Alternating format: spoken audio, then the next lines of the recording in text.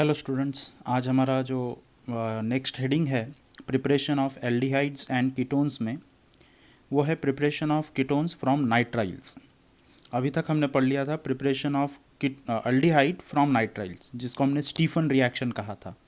ठीक है, आज हम पढ़ने वाले हैं preparation of ketones from nitrile. Nitrile से किस प्रकार हम कीटोन बना सकते हैं। तो आप स्क्रीन पे देख सकते हैं कि मैंने बहुत सारी चीज़ें यहाँ पे लिख रखी है। ऑलमोस्ट मैंने पूरा रिएक्शन ही लिख दिया है। सिर्फ इसमें कुछ चीज़ों को मुझे यहाँ पे बताना है आप लोगों को कि किस तरह से इलेक्ट्रॉनिक ट्रांजिशंस होंगे, कहाँ पे कौन से चार्जेस फॉर्म होंगे और किस तरह से अटैक होगा। ठीक है, अब देखिए कि अगर हम नाइट्राइल ग्रुप को अगर कंसीडर करते हैं तो C ट्रिपल बॉन्ड N को हम नाइट्राइल कहते हैं, और अगर यहाँ पे अल्काइल ग्रुप लगा दिए तो इसको अल्केन नाइट्राइल, अल्काइल नाइट्राइल ऐसे नाम दिए जाते हैं। C ट्रिपल बॉन्ड N में जो ट्रिपल बॉन्ड है, इसमें एक सिग्मा और दो पाई बॉन्ड है। पाई बॉन्ड वीक होता है, ये हम जानते हैं। ये पाई बॉन्ड जो ज़्यादा इलेक्ट्रोनिगेटिव एटम है उसकी तरफ शिफ्ट होगा। कार्बन और नाइट्रोजन में नाइट्रोजन है, इस पे चार्ज आएगा पार्शियल माइनस। अब अगर हम यहाँ पे देखें कि ये जो ग्रिग्नार्ड रिएजेंट है, जो जिसको हमने नाम दिया है Mithil magnesium chloride. Magnesium metal है, पॉजिटिव चार्ज लेके होगा, और यहाँ पे चार्ज आ जाएगा मिथाइल पे नेगेटिव, पार्शियल मतलब पोलर चार्जेस फॉर्म होंगे। क्लोरीन पे पोलर चार्जेस आ जाएगा। कार्बन पे चार्ज आया था पार्शियल पॉजिटिव, बराबर। इस कारणवश अब ये जो कार्बन है, ठीक है, ये पॉजिटिव चार्ज हो चुका है नाइट्राइल का, और ये अल्काइल ग्रुप अब इस पे अटैक कर देगा इस प्रकार। ठीक है, जैसे ही इस पर अटैक करेगा तो आप देखेंगे कि यहाँ पे ये एक नया स्ट्रक्चर बन गया है जिसमें CH3, देखिए मैंने कार्बन को जोड़ दिया है, इस वाले कार्बन पे हमने CH3 को जोड़ दिया है। ठीक है, अब ये चार्जेस के कारण आपको बात समझ में आ गई। नाइट्रोजन पे नेगेटिव चार्ज था, ये मैग्नीशियम के साथ ये पूरा जो स्पीसीज था वो नाइट्रोजन पर अटैक कर गया। इसको हमने इमाइन हाइड्रोक्लोराइड इस प्रकार का नाम दिया था एल्डिहाइड में, स्टीफन रिएक्शन में। बट फिलहाल यहाँ पे हम इसको इमाइन कॉम्प्लेक्स कहेंगे। ठीक है, और कॉम्प्लेक्स से हम स्क्वायर ब्रैकेट में बताते हैं क्योंकि ये अनस्टेबल होते हैं। इसका हमने एसिडिक हाइड्रोलिसिस किया। जैसे एसिडिक हाइड्रोलिसिस करेंगे तो बहुत ही चीज़ें आसान हैं। ये डबल बॉन्ड को ब्रेक करेंगे, ठीक है, इस तरफ लगा देंगे ऑक्सीजन, इस तरफ लगा देंगे हाइड्रोजन। ठीक है, तो यहाँ पे देखिए कि ये H2 यानी हाइड्रोलिसिस करने के बाद, फाइनल हाइड्रोलिसिस करने के बाद ये एक्चुअली H3 मिलेगा इधर, तो ये बन जाएगा एसीटोन, अमोनिया और ये MgCl और OH। इस प्रकार ये रिएक्शन कंप्लीट होता है। ठीक है, एक बार वापस से चेक कर लीजिए, कुछ डिफ़िकल्टी। स्टूडेंट्स, हम बढ़ रहे हैं अब हमारे नेक्स्ट पार्ट पे प्रिपरेशन के। अभी तक हमने एलिफेटिक एल्डिहाइड और कीटोन की प्रिपरेशन को कंप्लीट किया है। अब हमारा पार्ट 2 चालू हो रहा है यहाँ से, और पार्ट 2 है aromatic, preparation of aromatic aldehydes and ketones. इसमें सबसे पहला और इम्पॉर्टेंट रिएक्शन हमारे पास में है इटार्ड रिएक्शन। ठीक है, क्या करना होता है इटार्ड रिएक्शन में? तो आपको टुलिन को ऑक्सीडाइज करना होता है। अब टुलिन क्या है, इसका स्ट्रक्चर मैंने यहाँ पर ड्रॉ कर रखा है, मिथिल बेंजीन भी इसको हम कहते हैं। ऑक्सीडाइज करने के लिए एक ऑक्सीडाइजिंग एजेंट चाहिए, और ऑक्सीडाइजिंग एजेंट है हमारे पास में क्रोमिल क्लोराइड। रिएक्शन को कोई ना कोई सॉल्वेंट की ज़रूरत होती है, तो सॉल्वेंट हमने यहाँ पे ले रखा है कार्बन डाइसल्फाइड। ठीक है, अब जब ये ऑक्सीडाइज्ड होगा तो ऑक्सीडाइज्ड होने के बाद ये पहले तो बनाएगा क्रोमियम कॉम्प्लेक्स। इस क्रोमियम कॉम्प्लेक्स का हमें करना होगा एसिडिक हाइड्रोलिसिस, ताकि हमें क्या मिल जाए, बेंजल डिहाइड। एरोमेटिक अल्डिहाइड और एरोमेटिक कीटोन हमें बनाना है। उसका पहला रिएक्शन हम देख रहे हैं इटार्ड रिएक्शन। क्या करना है, टुलिन का ऑक्सीडेशन करना है। किससे करना है, क्रोमिल क्लोराइड। देखिए इसका स्ट्रक्चर है CR, इसका मॉलिक्यूलर फार्मूला CrO2Cl2। हम इसे ऐसा भी लिख सकते हैं OCrOCl2। ठीक है, मैं इस ऑक्सीजन के बदले, ये यहाँ पे जो मैं बता रहा हूँ, इस ऑक्सीजन के बदले, ऑक्सीजन की वैलेंसी 2 होती है, इसलिए मैं यहाँ से इन 2 हाइड्रोजनों को रिमूव कर रहा हूँ, और इनको यानी एक नए लोकेशन पे लेके जाएंगे हम कॉम्प्लेक्स में। CH2 एक हमारा यहाँ पे सॉल्वेंट है। जैसे ही ये रिएक्शन आगे बढ़ेगा तो हम देखिए कि हाइड्रोजन की जगह अब कौन आ गया है, ऑक्सीजन, ये वाला ऑक्सीजन जो मैंने पहले से आपको बताया था। ठीक है, CrOHCl, यहाँ पे इस तरह का एक क्रोमियम कॉम्प्लेक्स बनेगा। कॉम्प्लेक्स से सारे के सारे स्क्वायर ब्रैकेट में हम बताते हैं। अब इस कॉम्प्लेक्स का हमें करना है एसिडिक हाइड्रोलिसिस। देखिए CH है हमारे पास, सब कुछ है। अब बस हमें एसिडिक हाइड्रोलिसिस करना था, मतलब कि बॉन्ड को ब्रेक करना है ये कॉम्प्लेक्स यहाँ से हम इसको पूरा का पूरा अलग कर देंगे और ये बॉन्ड को आगे बढ़ा देंगे, तो ये बन जाएगा CH डबल बॉन्ड O, और इस ग्रुप को ही हम कहते हैं एल्डिहाइड। बेंजीन रिंग तो एज इट इज़ है और हमारे पास में बन जाएगा बेंजल डिहाइड। बड़ा सिंपल सा रिएक्शन है, ठीक है। इसी के बाद हमारे पास में और भी कई सारे, मैंने यहाँ पे प्रैक्टिस के लिए आपको दो क्वेश्चन दिए हैं, ठीक है, ये प्रैक्टिस के लिए है।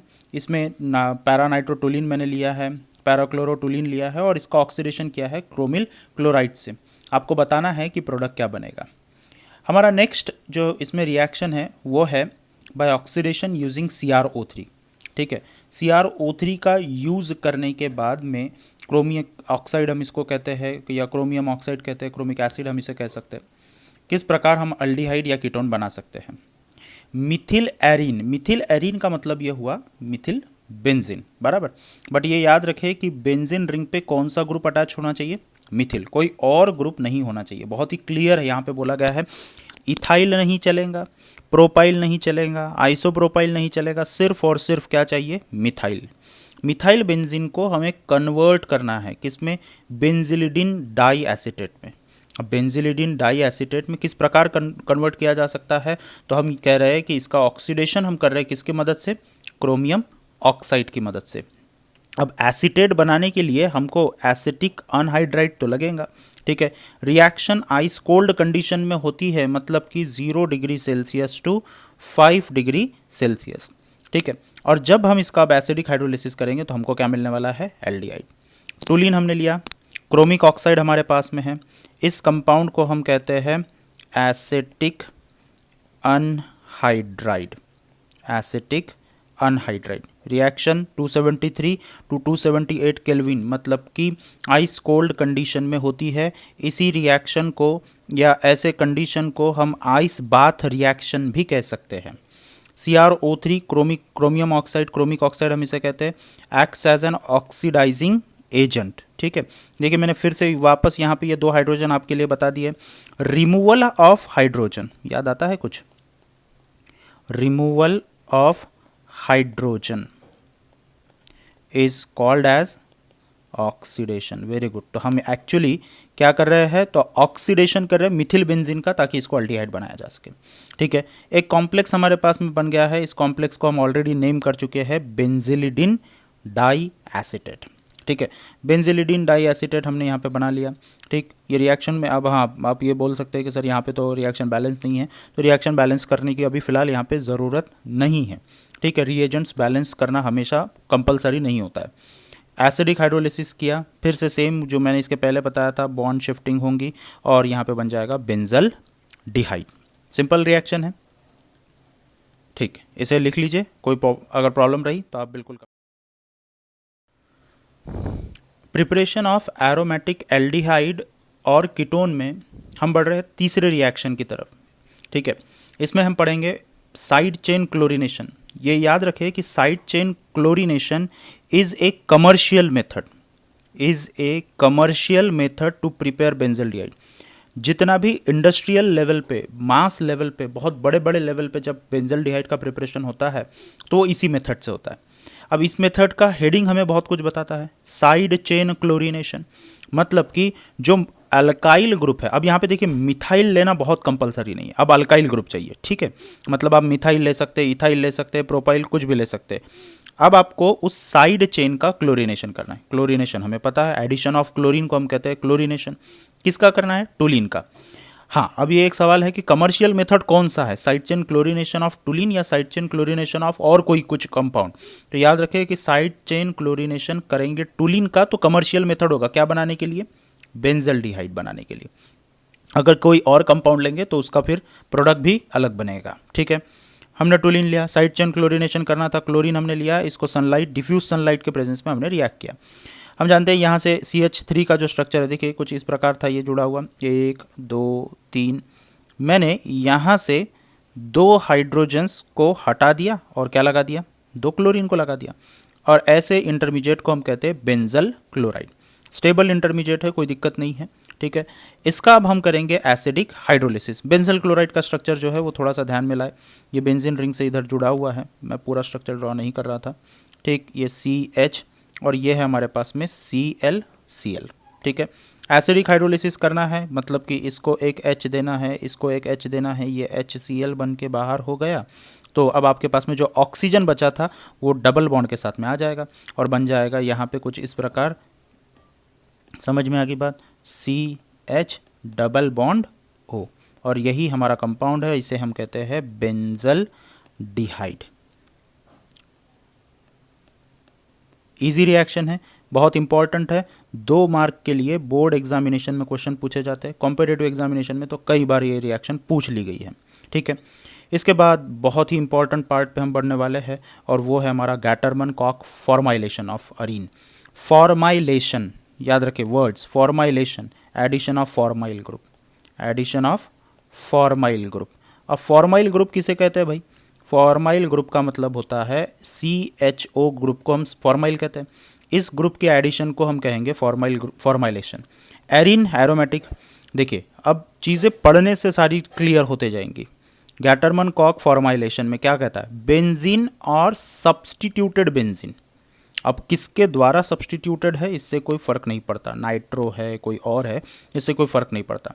बेंजीन और substituted benzene is treated under high pressure, ये पॉइंट को मार्क करें। रिएक्शन हाई प्रेशर पे ही होंगी, अगर प्रेशर कम किया जाएगा रिएक्शन कंप्लीट नहीं होगी, प्रोडक्ट खराब हो जाएंगे। High pressure with carbon monoxide and hydrogen chloride. एक क्वेश्चन नीट में पूछा गया था, out of the following which is a formylating agent. Formylation के लिए यूज़ किए जाने वाले कौन से रिएजेंट होते हैं? तो फॉर्माइलेशन के लिए यूज़ किए जाने वाले रिएजेंट हमेशा के लिए याद रखें कार्बन मोनोऑक्साइड और हाइड्रोजन क्लोराइड होते हैं। जब जब कार्बन मोनोऑक्साइड और HCl को मिक्स किया जाता है CHO ग्रुप बनता है। उसका एक छोटा सा मैंने एक पार्ट यहाँ पे बताया है, ठीक है, ब्रीफ में, हालांकि वो प्रोसीजर थोड़ी और बड़ी है, मैंने एक ब्रीफ में यहाँ पे एक इंट्रोडक्शन दिया है। ठीक है, hydrogen chloride in presence of anhydrous AlCl3। अब एक और चीज़ याद आए कि जब जब हम बेंजीन रिंग में अनहाइड्रस AlCl3 का इस्तेमाल करते हैं तो क्या होता है? ये एक लीविस एसिड है, ये हाइड्रोजन बाहर निकालता है, हाइड्रोजन बाहर निकालता है। किससे बाहर निकालता है भाई? बेंजीन रिंग से, बराबर। बेंजीन रिंग के कौन से पोजीशन से हाइड्रोजन बाहर निकल सकता है? तो हम कहते हैं ऑर्थो से या फिर पैरा से। देखिए CO और HCl का काम क्या था? हमने कहा CO और HCl का काम था CHO बनाना, इसी को तो हमको ऐड करना है। अनहाइड्रस AlCl3 का काम क्या होगा? तो हाइड्रोजन को बाहर निकाल देना इस बेंजीन रिंग से। अरे भाई जब ये हाइड्रोजन बाहर निकलेगा तभी तो ये CHO ग्रुप लगेगा। इस हाइड्रोजन को हमने बाहर किया और यहाँ पे लगा दिया CHO। सिंपल सा रिएक्शन है, कोई ज़्यादा सोचने वाली बात नहीं है, सिर्फ इसमें लिखना बहुत पड़ता है। रिएक्शन एक सिंगल स्टेप का है।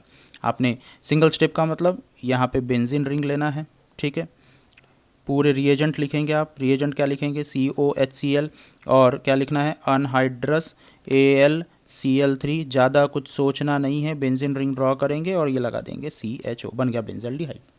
सिंपल है, ठीक। बोर्ड में इतना ही लिखना है, ये बाकी की जो चीज़ें मैंने लिख के दी थी वो आपके लिए इन्फॉर्मेशन थी एक्स्ट्रा, ठीक है, कोई दिक्कत नहीं।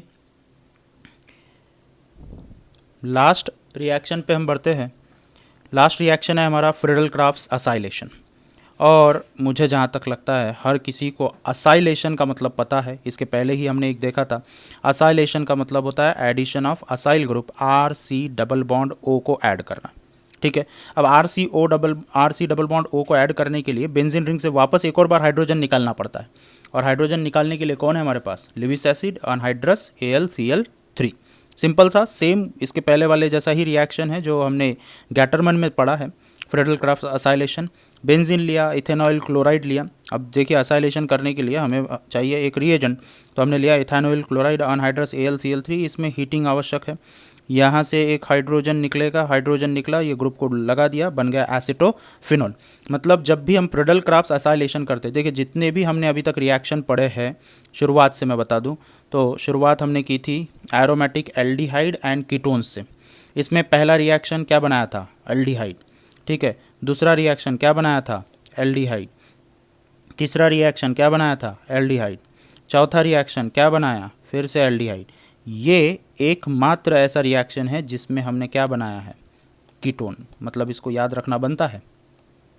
कीटोन बनाने वाला सिर्फ एक रिएक्शन है हमारे पास और वह है फ्रेडल-क्राफ्ट्स असाइलेशन। ठीक है, रिएक्शन समझ लीजिए, अनहाइड्रस AlCl3 के साथ में रिएक्ट किया, एसेटोफिनोन बना लिया और ये बन गया HCl। एक क्वेश्चन मैंने यहाँ पे आपको पूछा है कि आप बेंजोफिनोन कैसे बनाओगे। ठीक है, दिमाग लगाए। बेंजोफिनोन के लिए आपको क्या करना होगा, तो सिर्फ इस वाले ग्रुप को चेंज करना होगा। CH3 की जगह क्या पे CH3 की जगह पे क्या लगाना है, बस यही आपको सोचना है। रिएक्शन आप